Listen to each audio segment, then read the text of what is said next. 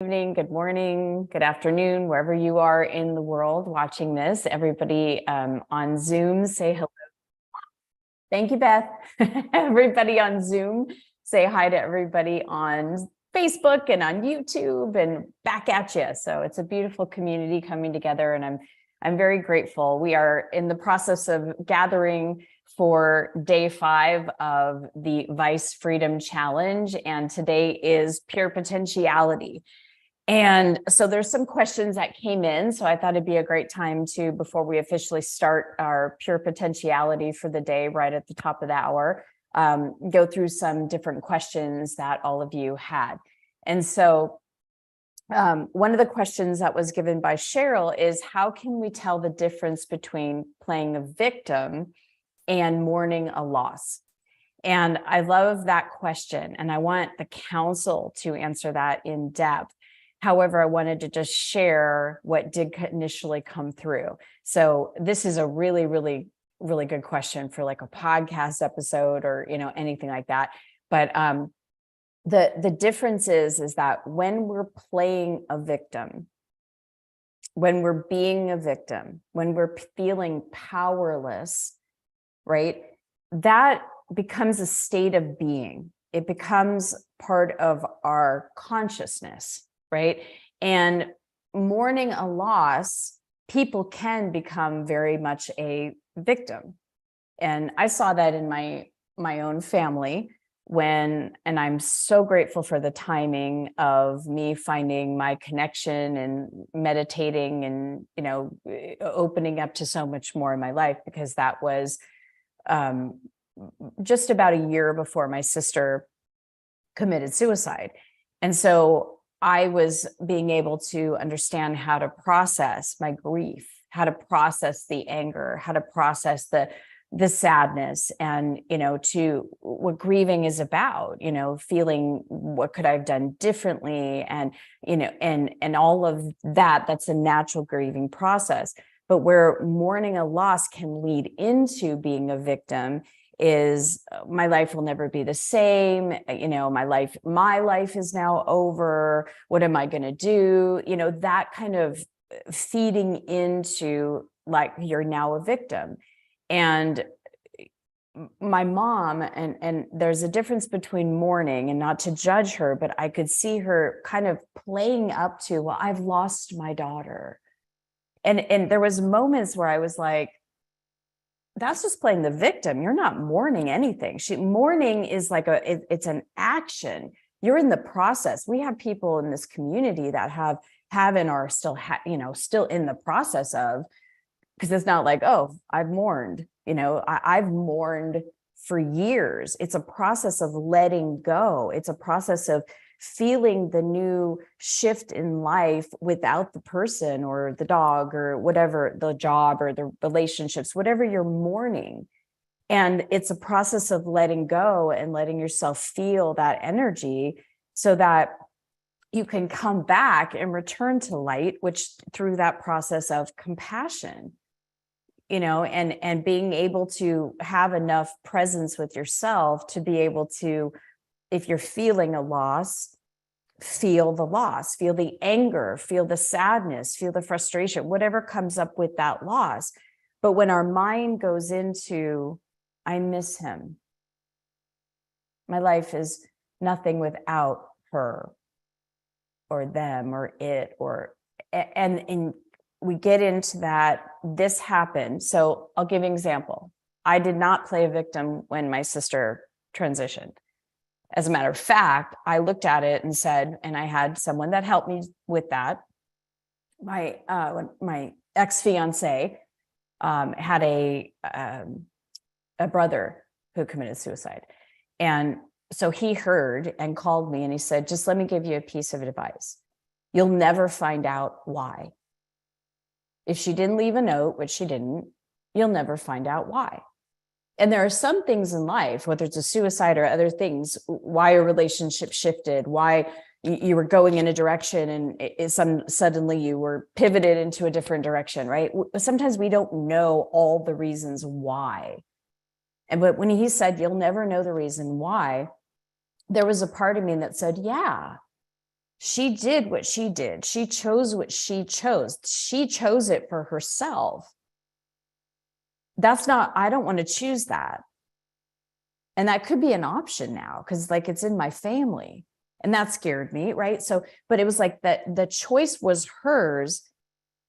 How do I mourn this, but not let this be an excuse for me to feel that I can't create the life I want? I mean, that's where I was at in that place of mourning and being angry and being so sad and, you know, just oh, the what and the who and just all of that. As much as I said, wait, I'm not going to let my mind go there, it would go there, right? And I had to go, no, stop. Don't let what she did, her choices, the timing of his transition or whatever was happening, whatever the loss was, whatever you're mourning, you're still here. You still have divine living through you. And so whatever you miss, turn that feeling of missing it into appreciating it. Because if I would sit around and feel like, God, I really miss my sister. My sister would like this. Really missing that. Then I miss it. That feeling of missing. What's part of watch your words is one of the words. Oh, I miss you. It makes you. It comes from a place of you're not here. I'm lacking, which never feels good. Lack always feels bad. And so. And hello, everybody that's gathering. We're about to get started for day 5 of Pure Potentiality for our Vice Freedom Challenge. Just answering a question between how can we tell the difference between playing a victim and mourning a loss? Mourning a loss is an active role in letting yourself feel what you need to feel, to come back to light, to come back to feeling good, to come back to that feeling of even just compassion, that feeling where you're not feeling bad. You may be not feeling amazing, but you're at least feeling peace. And you can do that through the mourning process. Where playing a victim comes into play is you feel bad consistently and you let that be a reason or an excuse, and you don't know it. It's not like you're doing it on purpose to feel bad for the rest of your life. Like my mom would triumph anyone with and she doesn't tell anybody about her daughter, committing suicide. She never talks about that ever to anybody, only me, and can't bring it up with my dad. Right. They very much are stuck in that energy and they haven't done much active mourning. What that just means is active energy release. When you really bring it down to what is mourning, it's an energy release. It's a process of, crying, releasing, letting that go. It's a process of transitioning out old energy. And when you look at something like I was saying with my sister and go, oh, I miss her. Instead, I would just be like, oh, I appreciated that about her. She had such a great hug. She had such a great laugh. And then I could appreciate those things about her instead of feeling like, oh, I'll never hear it again. It's a very different place. And I have mourned her and will continue to mourn her, but now I appreciate her. I don't play the victim based on what she did or what she chose, or the fact that I lost her. I still have her. She's with me. So here we are. Hello, everybody. Day 5, Pure Potentiality. We'll get to other questions. One thing I did want to say, and the council wanted us to remind, there's intense energy here, especially when the council comes in.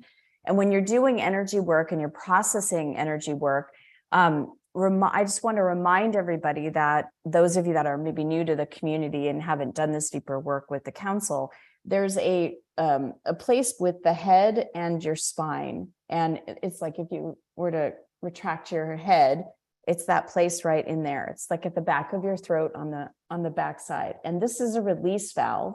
It's an opening. It's a special type of chakra. And when you imagine that you are turning it on or you are opening it, it lets out a lot of energy from the neck up, right? So anytime someone's having any type of headaches, migraines, dizziness, fogginess, your mind is spiraling on something. I was teasing Jody, my Pilates instructor, yesterday, because for the day before, she was all obsessed about these baskets and making sure that these baskets had the right sticky pads and weights and, cleaning supplies. And she was almost obsessive. And I was teasing with her, because we all know what that's like to get obsessive about something. And then I saw her literally 24 hours later, and she's still talking about these baskets. And I said, good God, woman, if you've been obsessing for 24 hours on these baskets. And she kind of just looked at me and she goes, I couldn't sleep last night. I was thinking all last night about the baskets, and then I was having dreams. It's like our minds do that. We all know what that's like, whether it's about our kids or our husband or a puppy or, whatever's going on. And so to release that activity of the mind, you can open up the back of your head and neck. It's a release valve, and that will give you some relief even from those obsessive spiraling thoughts. So there was a post a couple of years ago from one of the Quantum Success Coaching Academy coaches, and her name's Kate, and she posted on Facebook, and it's so perfect for the Vice Freedom Challenge. I will be present in this moment, unless this moment is unpleasant, and then I will have a cookie or fudge or whatever the vice is that you're giving up, that you're releasing, that you're connecting to, that you're inquiring about. Some of you at this point have stopped eating the sugar or drinking the whatever, the caffeine, or whatever it may be for you, or smoking. Some of you may still be doing the habit or the vice, and that's okay. Just watch and be present with it, and be present with yourself. And even if the moment feels unpleasant, instead of going and having a cookie, if there's no judgment, just let yourself feel the compassion for that moment of unpleasantness, right? Just letting yourself be with that energy, because it's all it is energy. And the compassion, when the mind goes to those places, the compassion when you're having an unpleasant moment, whether it's just you're having thoughts, like those are spiraling thoughts where you're obsessive, that doesn't feel good. It's unpleasant. So a lot of times we might try to relieve our unpleasantness and go eat some sugar, or drink more coffee, or, do whatever it is that then has us feeling worse or lowers our vibration. And one thing that I wanted to say, because I know Council did most of the challenge yesterday for the abundance, is that when we are in an unpleasant place, we're in lack. And so the place to understand, well, where am I in lack? What are you saying? That is the words that you are using. Are you aware there are words and phrases that are coming straight from lack? That's why I created Watch Your Words. You can go to watchyourwords.com. Those of you that have gone through that series many times, at the end, you get a chart, and print out that chart of what not to say and what to say instead, because all of those words that are featured in the videos of what not to say are words that pull us into lack. And those are unpleasant words to say. Like, I can't. That doesn't feel good to say I can't do something, right? Or I should.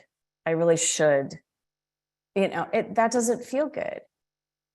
But instead to say, what do I choose? What do I want? What are my options? What do I prefer? That's a more opening word and phrase. So our words, our thoughts, our pictures, our beliefs, our perspectives in our heads, those perfect pictures, those mental pictures that we have. And of course, the energy of the feeling associated with it, and then the actions. So the vice, if we're doing something outside of ourselves, right? When you're starting to feel a deeper connection to yourself, and you're forgiving yourself, you're letting yourself off the hook, you're allowing yourself to feel compassion, to feel good within yourself, right? If you're just starting there, if you're still using the vice and you still feel limited in some way, then use the process of understanding, curiosity, compassion for yourself, no judgment. We got to build from there. That is if you take away nothing from this Vice Freedom Challenge, if you take away a deeper sense of compassion for yourself, that will take away the judgment that leads to shame, that leads to guilt, that leads you running to more vices. And the other thing is, don't have any judgment on the vices. Whatever your vices are, I didn't judge any of them. I've done them all, right? Because the vices are tools. If we take the energy off of, ooh, vice is bad, right? And we take that energy off of it, and it's like, okay, that's something that I have done to help me in some way. I use them as a tool to try to solve a problem or an issue, right? And let yourself feel that. I get it. Talk to yourself. I respect and admire the fact that you're doing the best you know how to feel better in some way. I mean, that's more encouraging than, oh, why are you so weak? Why can't you stop doing this? Why can't you just have one? Why? You know, that's very victim-y, right? That's me, how I know. But if we encourage that part, it's like, hey, the part that really feels that you need to still smoke, or that part that really feels that you still need to eat that fudge, or that still needs to spend money or shop on stuff you don't need, or, you know, plays, I don't know, video games all night long, or whatever the vice is outwardly, or has the mind spinning, is playing the victim, is playing the persecutor, is being very condemning, is whatever that vice is, you're utilizing it because you just didn't have a higher mind way of dealing with it. And you did, and you're doing the best way that you knew how. we're here for this challenge to help you find more empowering and useful tools to return to yourself, your healthy self, not the self that is wounded or has emotional trauma. We all do. Some are different degrees and variations, but we all do have it if we're human. We've had a couple bumps and bruises emotionally, physically, mentally, all those ways. We are here to help you heal those emotions that stay stuck and bind you. I'm here to help you return to yourself and learn to accept, live, process your emotions from a place of understanding that those emotions are not as scary as we were told they were, or as we made them to believe. They are just energy that wants to be in motion, but got stuck. And because the energy needs to always be in motion, you can't stop it.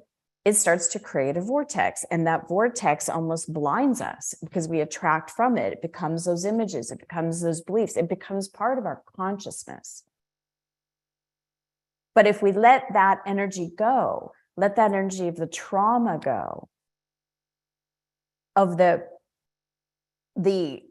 frequency of that energy, and feel that energy, as you let it go and be in motion, it's actually communication from you to you. And you're allowing yourself to accept another part of yourself, which is your emotions. I have seen so many clients over the years, it's been amazing, go from not even being able to feel themselves. I have no idea what I'm feeling. I've been so closed down. I've been told, like, I don't feel down there. I live in my head. I don't know. I don't know if I can feel energy, to being able to now feel a wave of energy, to allow it to release from them, so they return back to a state of being at peace. Or when they do get hooked up into energy, they feel it, and they feel what they haven't felt for years in order to release it, to allow them to be free. So I'm here to help you understand, we're here to help you understand energy and how to practically release it so it goes back in motion and releases and goes back to the wholeness, back to the oneness. Because no emotions are bad. That's not what I learned.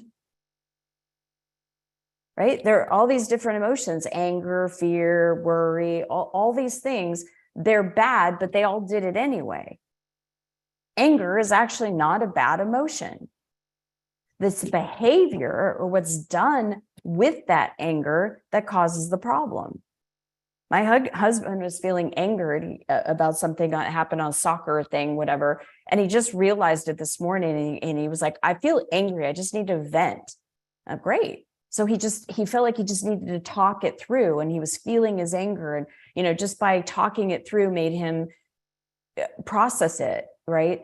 And he's still working on it and stuff like that. But it's like, it's when someone holds on to that anger and they hold on to that anger, that was what I used to do. It's what I learned. It's my dad, hold it, blow. Okay. Hold it, blow, right? And it's the blow, it's the yelling, it's the hurting someone, it's the freaking out, it's the rage, whatever it is, it's the behavior is a result of the emotions. It has to come out some way. Sometimes it comes out in the body. Sometimes it comes out in what we say. And we're like, oh God, did I just say that? Where'd that come from? Right? It's not the emotions and that energy that is the problem a lot of times. It's not processing the emotion. It is the problem.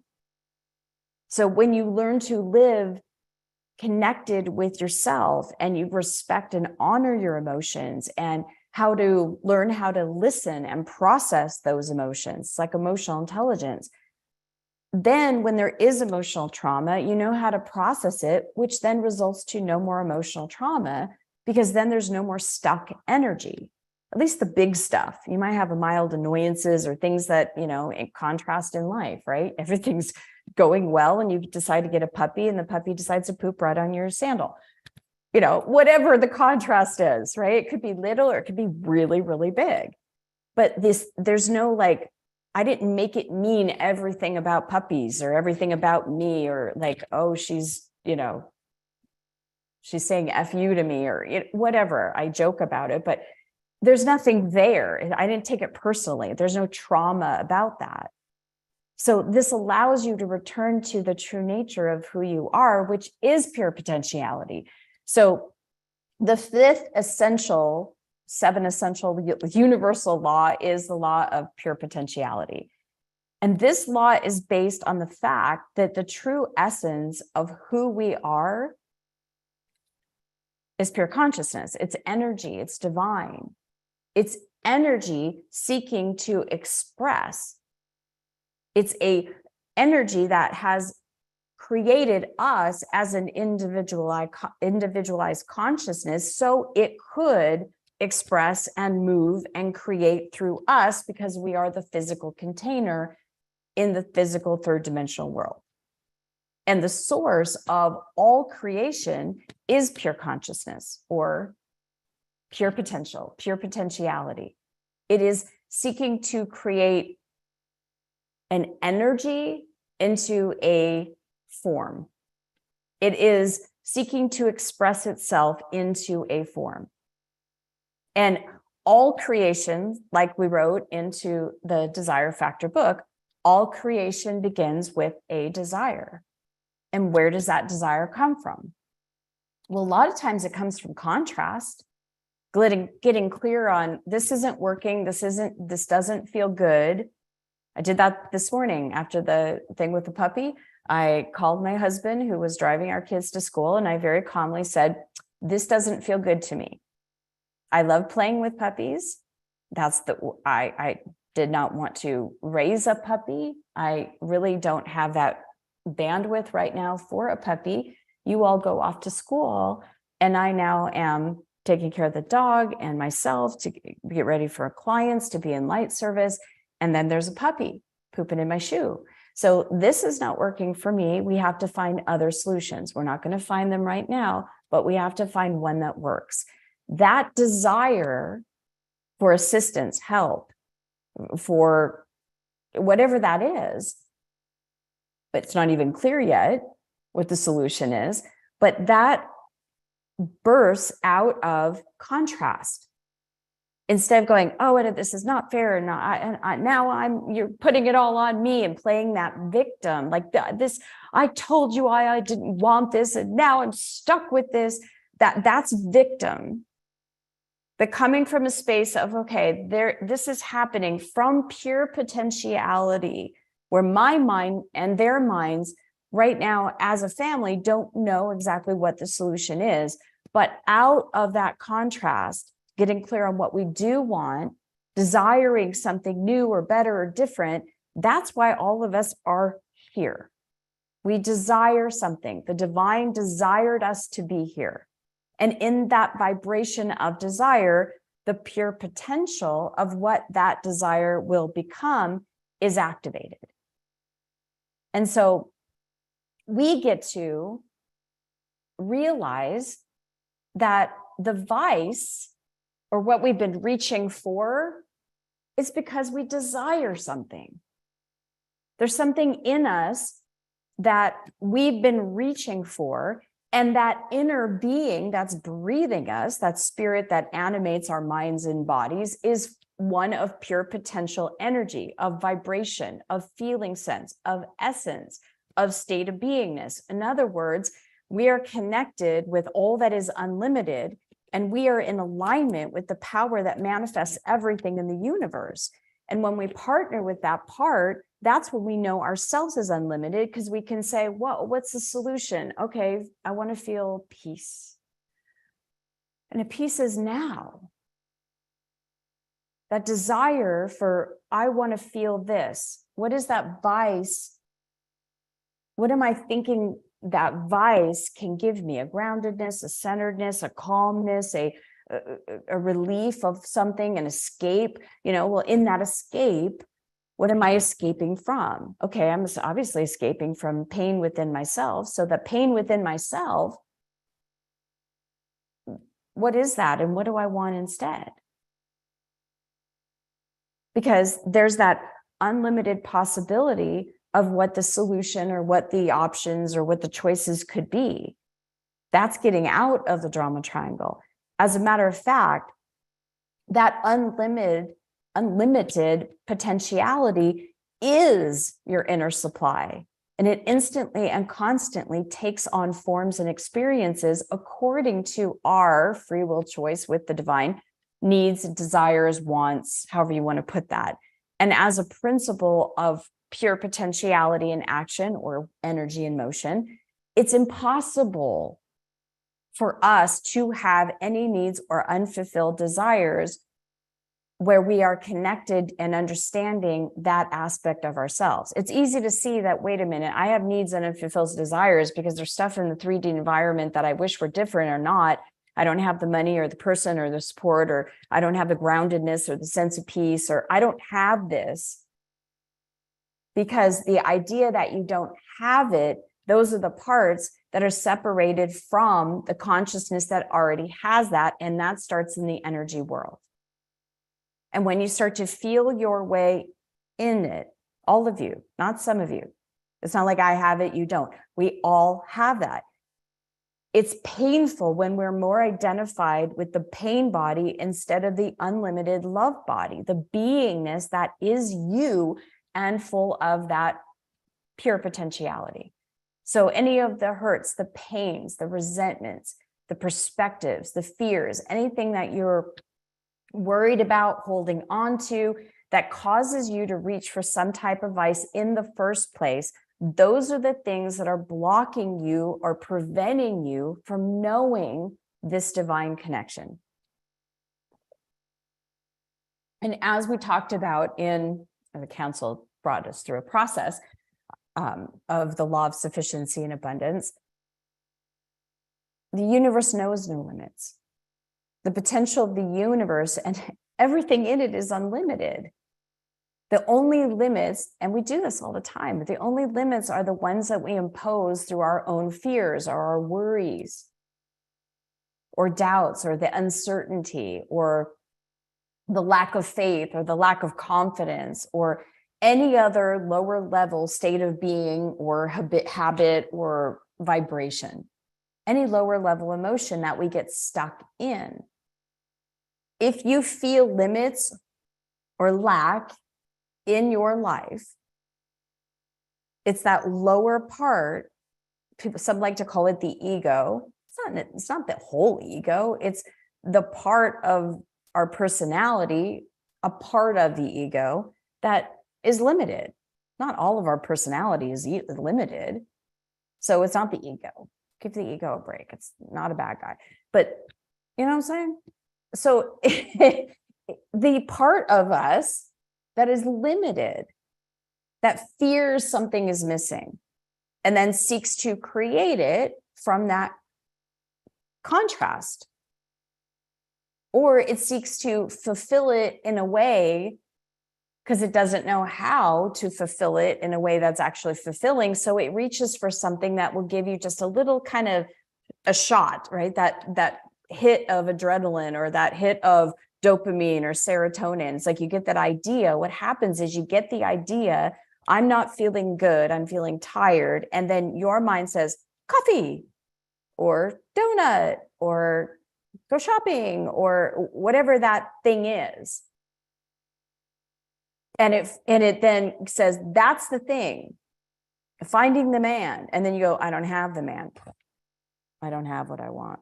Or you're like, the coffee, I could go get a coffee. Ooh, there's light at the end of this tunnel. I am going to feel better. I'm not going to feel tired anymore because I'm going to go get that coffee or that caffeine or whatever that is. I'm going to go get that, then everything will be okay. So we seek to create, it's that idea of, and that's what we talk about in the desire factor. We're always going to have a bridge between where we are and where we want to be. And from this moment to the next moment, there's always points of transition. But it's like when we think about that vice, we're in a victim mode in a sense because we're not feeling good. So those of you like, I'm not a victim, I'm not powerless. Oh, I agree with you. None of us are. We're not a victim, we're not powerless, but sometimes we get into those energies. When we are feeling even like, I'm so exhausted, I steal all the time. This is my little vice thing with coffee. I am so tired. Oh my God, I got oh my God, I was that thing and that thing. Well, I need to not be tired. I need coffee. And then I go, ooh, coffee. Yay, coffee, all the way to go get coffee, to the whole experience of coffee.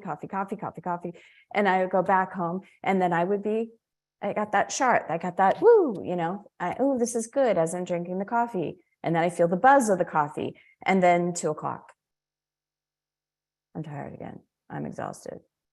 Coffee, it's like this. Instead, one day I was walking into the place with the coffee. And I was walking into the coffee store. Let's just call it that place that I would get my coffee. And the council said, pause. I was like, what? Go back to the car. Okay. So I went back to the car, I sat in the car, and they said, why do you need the coffee? Why do you feel you need the coffee? Well, because I'm tired.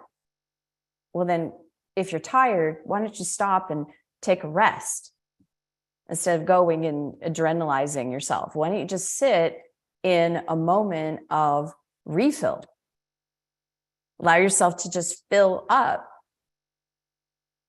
with, what do you want? I want to feel energetic. I want to feel awake. I want to feel I'm alive. I want to feel stimulated. So that's what I asked for, that energy to fill me up in that way. And so I sat there for just a few moments, filling up with that energy. And then all of a sudden I was like, I'm fulfilled. I don't need the coffee. And I just cut the cord to it. It was like, and I haven't drank coffee since. And it's been, I don't know, three, going on 4 years, I think. So that's pretty cool because I don't need it anymore. It's not something I use. I still drink tea. And sometimes I'm like, I think I just had 3 teas today. And it's like, okay, what am I needing here? What am I wanting that tea? It's not okay, can't drink tea anymore. I'm not saying give up all of your vices or don't ever do it again, but I have an understanding of what's that connection. And understand that the connection that you're giving to that tea or coffee or whatever it is, what is that thing that you're wanting to fulfill? Because the lack or the idea that something's missing, that leads to the emotions that don't feel good, that then you will go reach for the behavior that will free you from whatever it is you're focused on, the lack of money or the whatever it is that you want, right? So as we wrap up today, allow yourself to sit in the pure potentiality of nature, of energy, thinking about what you want to feel, how you want to, what are you hoping that your vice has been given you? What is that awareness? And when you have that awareness, write it down and ask yourself, is there a better, more appropriate, more life-affirming way of getting that need met? And I'll tell you, after doing this work for over 2 decades, it's always energy. Because it's like the energy is, for those of you that like things fast and quick and don't want to wait, boom, it's now. It's like you could literally just go, I want to feel peace, and then connect with that energy of peace and just bring that in and allow yourself just fill with peace or abundance or success. Now, if you have a harder time doing that, because not all of you accepts that, that's where the imprints are. And that's where you have pure potentiality to be able to bring light to that, to bring really what you're wanting. Because it's always whatever we want, whatever we're picturing. I don't want this, right? That just getting off of what we don't want and the frustration and complaining and taking attention off of all that is not working and it doesn't feel good, and focusing it all on what you would want instead, what would feel good instead. And start focusing there and thinking about what's the pure potentiality of that? What's the feeling sense of that? What do I want? And letting yourself start to bask in, if I have been reaching for this or doing this and I've had this behavior, what is it that I'm looking for? And in the moment, just have compassion. Maybe you don't know what it is, but let yourself at least come in the place of energy of compassion, that I'm still doing it. It's okay. That non-judgment, just be in compassion. Do the water, do the cutting of the cord. Stop and pause. And this is a tool. Ask, it's like you have this connection with the vice. What do you want to feel instead? What do you want to be in? So the affirmation for today as we conclude is, I send love or light or peace or calm. These are all, you can interchange them. I send love to my fears, or I send light to my worry. I send light to that part of me that feels that needs to do the vice. I send light. I send compassion. I send compassion to those parts that don't feel loved. I send light to those parts that need a different vibration, that need a higher vibration than judgment or whatever they're feeling or whatever they're still holding on to, and neutralize them with the energy of compassion. Because I send love to my fears, because my fears are the places within me that await my love. Put in your own words, my doubts, my worries, my, that part of me that reaches for whatever it is. those are the parts within you that await your love. So have a great day, everybody. Remember, you can go to christywhitman.com/vice freedom to join us for the rest of the entire month. We are day 5. Tomorrow, we are going to be talking about the law of detachment as it relates to your vices. And this is a big one because when you have a vice, you're attached to it, and we have to learn how to detach from it. So we will see all of you here, same time, to talk about, go through, and learn some more tools for the law of detachment. Have a wonderful day, everybody. Thank you so much. Appreciate you.